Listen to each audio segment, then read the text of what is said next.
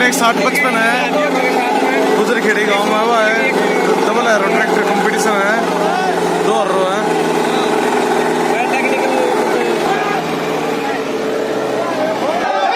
अरे भाई पाछे लो ले तो मेरा दिख गया।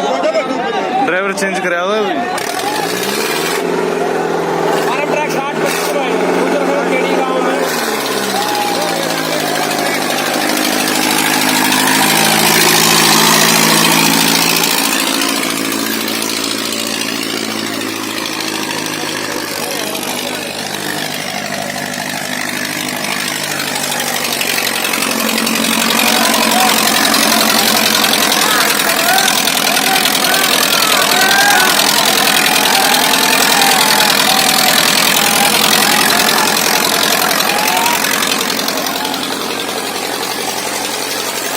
कसाई का पेटा